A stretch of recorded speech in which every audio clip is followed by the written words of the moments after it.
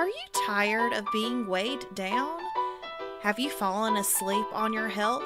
This is your wake up call with my dad, Keith, my husband, Kyle, and me, Ashley. Good morning, everyone. This is your wake-up call. It is day 51, which means, and it's Tuesday, which means it's Tasty Tuesday, where we talk about recipes or food that we've had in the last week that we've really enjoyed, and kind of share with you why we enjoyed it. So this is just a share day. So, all right, guys, what food did you guys really enjoy this last week? Well, I think you did a really good job on when you made dinner the other night. Kyle made this like chickpea and potato kind of curry, and it was really good. And it was something different that we don't normally have. So I want you to talk about that and kind of how you made it and all that good stuff. Well, it is just a basic Indian kind of setup in regards to the spices. But what I did was I went ahead and put just a very I don't even think I put oil in this one. I went ahead and chopped up my onions. I put my onions in the pan, turned those on medium-high heat. I had to get those soft. Then I added in all my spices. Turmeric, I added in, garam masala, I added in, trying to think what else I put in there. Those were the big two, was the turmeric and the garam masala. A little bit of garlic powder, I believe. But I got all those spices going. Where did you find this recipe? Was it on Pinterest or? I just went out online and looked up our ingredients because we had potatoes and we had chickpeas, and I know those were pretty common. So, yeah, I had coriander and a little bit of cumin, and so I had all those spices together, which Indian is very spice heavy in their cooking. And yeah, it's not necessarily hot. It's spicy in a like fragrant way almost. Right.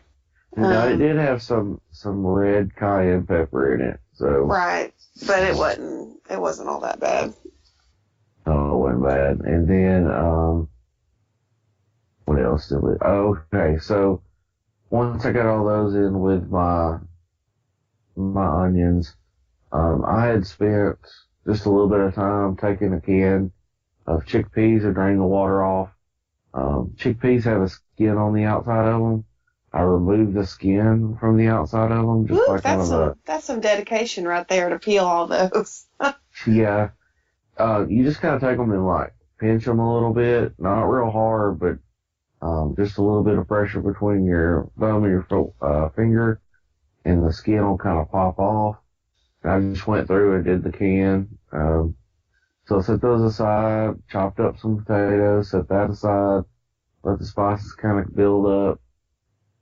And then I threw in my potatoes and chickpeas, kind of stirred those up a little bit, and then instead of using water, one of the tricks is while you're cooking, especially your aromatics like your onions, is if you just put a little splash of water in, let them kind of start to cook through, but just add a little splash of water to keep them from sticking.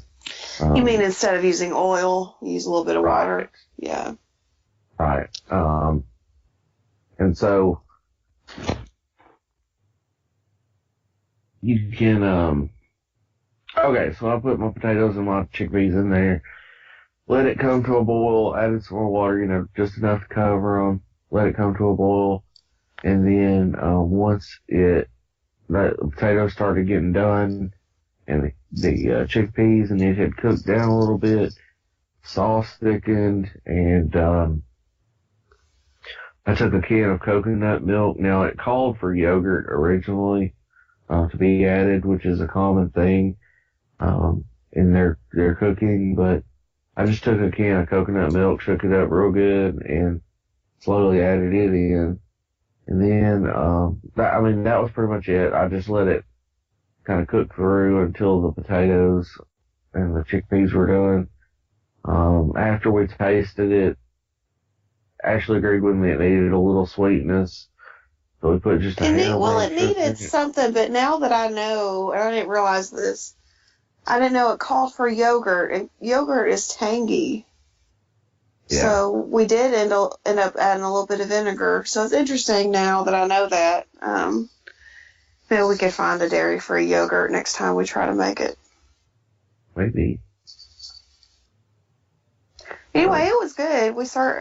Kyle put it over brown rice, and it was something kind of different. So, but also going back to chickpeas, a lot of recipes recommend that when you make your own hummus, and if you're using canned chickpeas or whatever, to take the time to go through and get the skins off, because apparently that's where the graininess comes from. Because I've made hummus before and it just isn't right. It's not smooth like it is from the grocery store. So taking the little bit of time to peel those makes a big difference. So that's we just recently this past year started getting into Indian food, and that's another one of those cuisines that's really easy to omit the meat. I mean, they make meat dishes, but a lot of their dishes are primarily vegetable based. So it's very interesting to me that all these Asian countries just have a predominantly vegetable cuisine traditionally, and here in America we don't eat anything without a slab of meat in it. So we do find ourselves making a lot more Asian type meals during the week because they're just easy to adapt. So you can't really adapt a hamburger very easily. It's not the same. Alrighty, well, I guess we can try to find that recipe and link it in our description if y'all are interested. Like Kyle said, just omit the yogurt and add coconut milk, or I'm sure like a plain dairy-free yogurt would be a good substitute in there as well. So, but thank you for listening. If you have any awesome plant-based recipes that you'd like to share with us, we would love to hear it. We like trying out new stuff. So anyway, thank you for everything. Thank you for subscribing, and thank you for following us at Our Heavy House on social media. We'll be back tomorrow with a cool episode of What's That Wednesday.